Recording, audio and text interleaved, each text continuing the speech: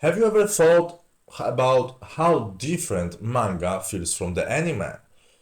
I know Oda still oversees the anime, but the manga is the original source. It's the first version of the message he wanted to share.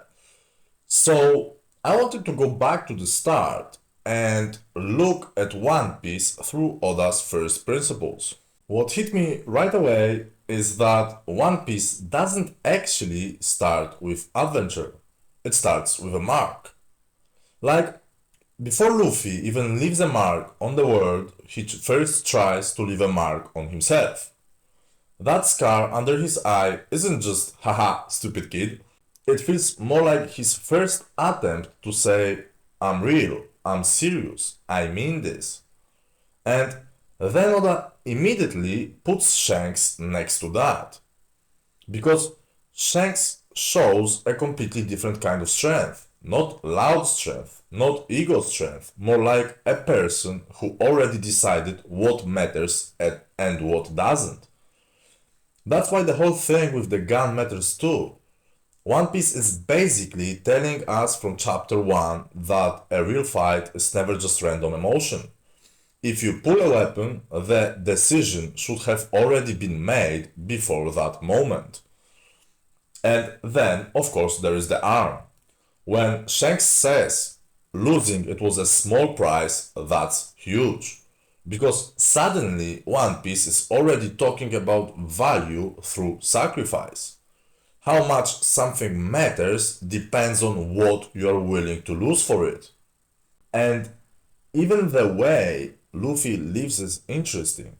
He doesn't live with some perfect ship, some full plan, everything prepared. He lives with a flag, a dream, and this idea of a crew. So, chapter 1 already feels like Oda asking us three questions. What mark are you going to leave? What decision are you actually standing on? And what price are you willing to pay for it?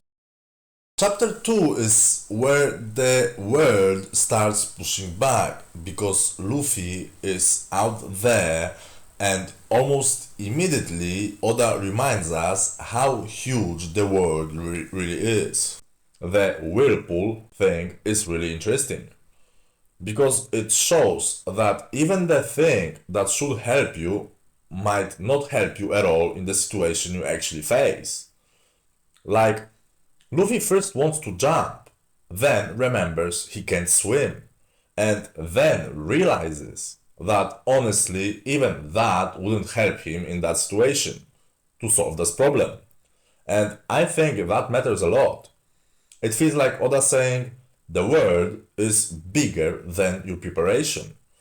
It's bigger than your simple answers.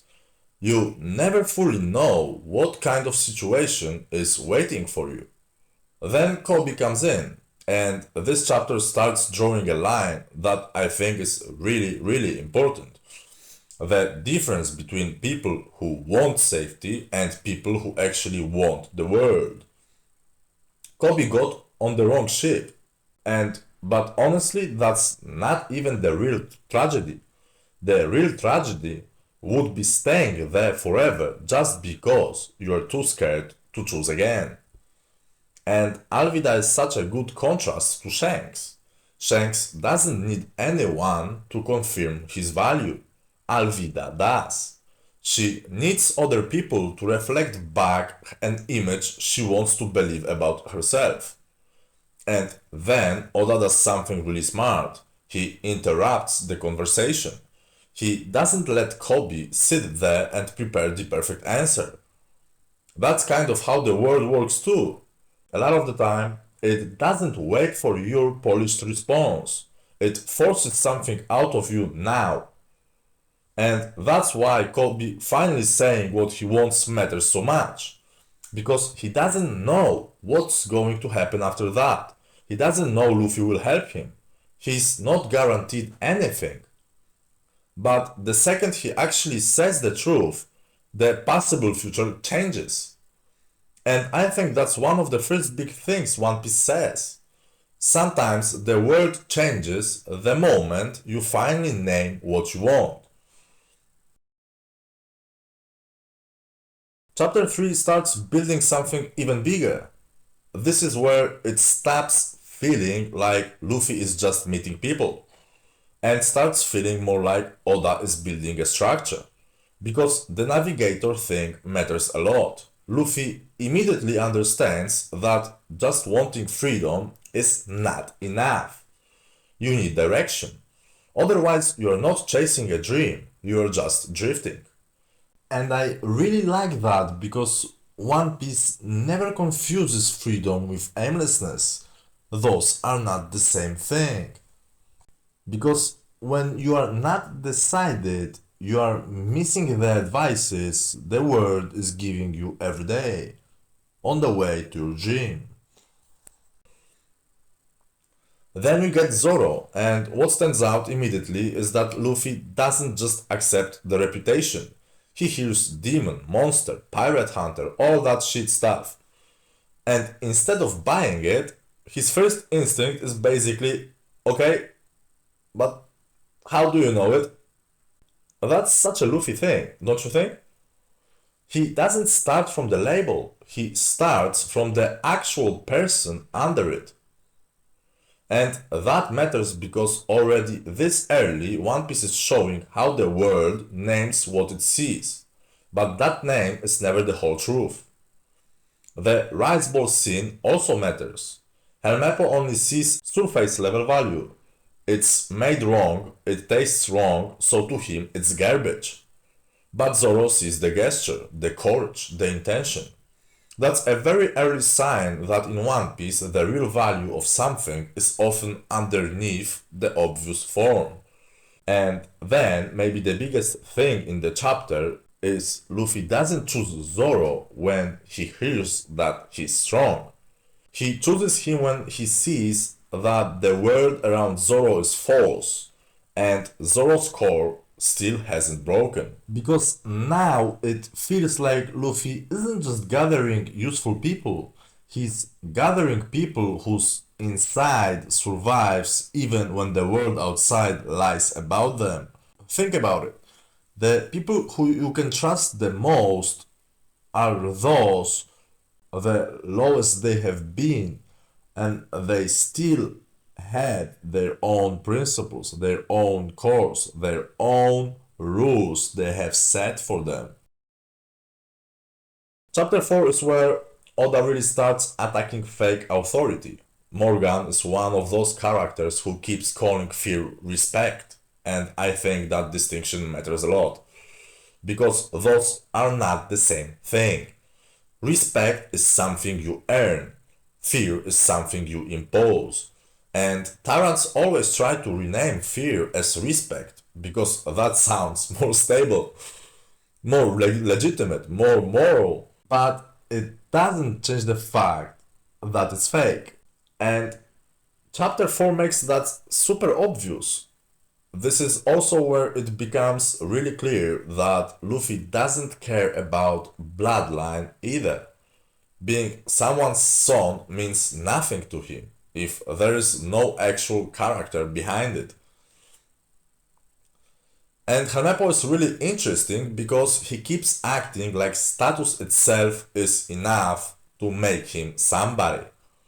But Luffy and the story both keep showing the opposite.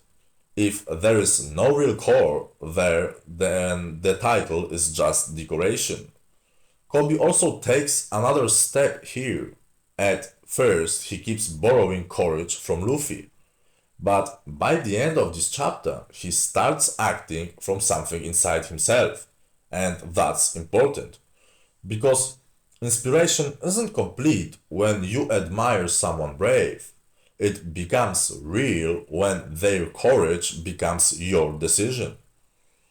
And Zoro matters here too, because this is when he starts realizing Luffy isn't just reckless. He has principles too, a code, his own line. So, chapter 4 really feels like a clash between two worlds. One world is built on rank, fear, image, and fake authority, while the other is built on actual resolve.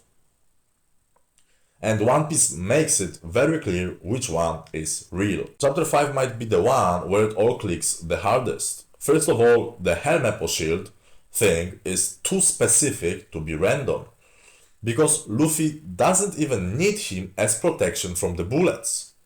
So Oda is clearly saying something with that image. And to me it feels like Helmepo spent his whole life hiding behind his status, behind his father, behind the name that protects him. So now he literally becomes a shield. He turns into the physical form of the fake protection he always depended on. That's really good. Then Kobe steps up again, and now it's not just I'm inspired by Luffy. Now it's I have my own principles and I have to act on them. That's a huge shift. He's trying to anti-Zoro without Luffy. Zoro also changes here, because now he sees that Luffy isn't just some chaotic idiot. He actually moves according to a code. And then we get the Kuina stuff, which I think is massive. Because with Kuina, Zoro's dream stops being just a kid's rivalry. It becomes something real. Steel enters it, risk enters it, promise enters it. And that changes everything. Zoro also doesn't want comfort. That's important. He doesn't want someone telling him you are already good enough. He wants the reality of the goal. That's why the promise matters so much. And that's why Kuina dying doesn't actually end the promise. That promise just changes carriers. She dies, but the promise doesn't die. The sword remains, the direction remains, the will remains. And that's why Zoro joining Luffy is so important. He's not abandoning the dream. He's changing the form of the road that leads to it. When I first thought about making this series, I really expected the first few chapters wouldn't give me that much. But after just 5 chapters, a whole perspective is already starting to form on what One Piece is really about. And honestly, I find that really refreshing. Do you? Let me know in the comments.